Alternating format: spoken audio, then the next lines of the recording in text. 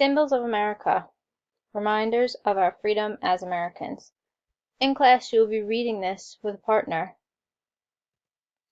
The bald eagle, majestic bird of our country. The bald eagle became our national bird while we were fighting for our freedom. Our leaders wanted a symbol that stood for how strong and brave we should be as Americans. The bald eagle is a large, brown bird with a white head and tail. Many feel the bald eagle looks very majestic as it soars beautifully through the air on its powerful wings. Some people may wonder why the bald eagle is called this when it has feathers on its head. In this case the word bald does not mean that this bird has no feathers, but instead it is short for the word piebald, an old word which means marked with white. Not everyone agreed that the eagle was the best bird to choose as our national symbol. Ben Franklin thought the bald eagle looked mean and, therefore, was a terrible choice. He believed the wild turkey was a better choice because he said it looked proud as it walked around supporting its full fan of tall feathers.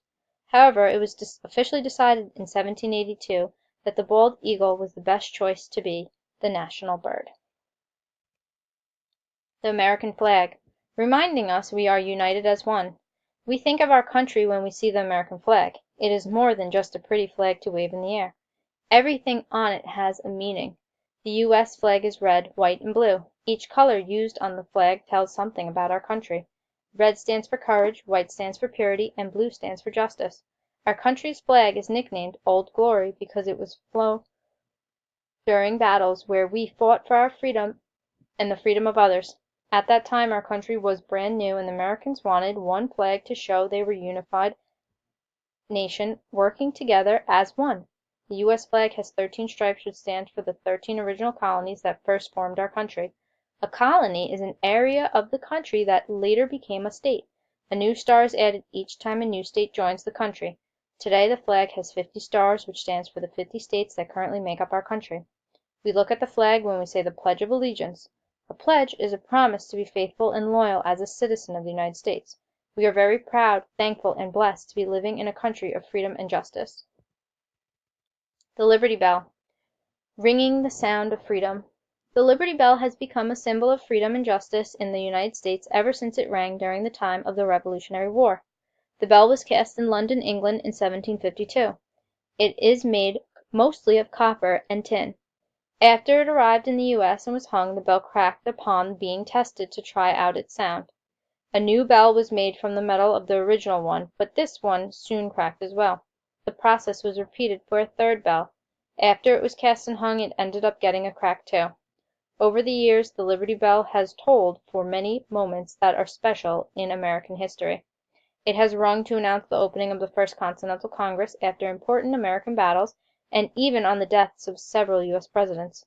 The last time the bell rang was on February 23, 1846, for George Washington's birthday celebration. Today the Liberty Bell stands on display across from Independence Hall in Philadelphia, Pennsylvania, where it was first designed to hang.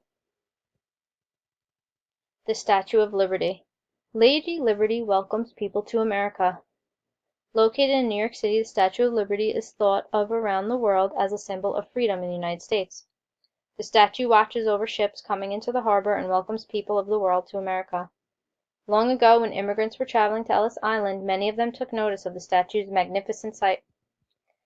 Like the immigrants she greets coming into the U.S., the Statue of Liberty did not originate in this country. It was actually an act of friendship given as a gift to our country in 1886 from the people of France to celebrate America's first 100 years as a country.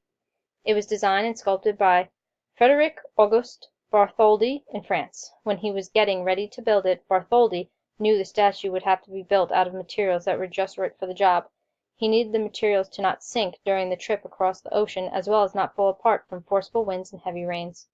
Each detail of the statue has a special meaning.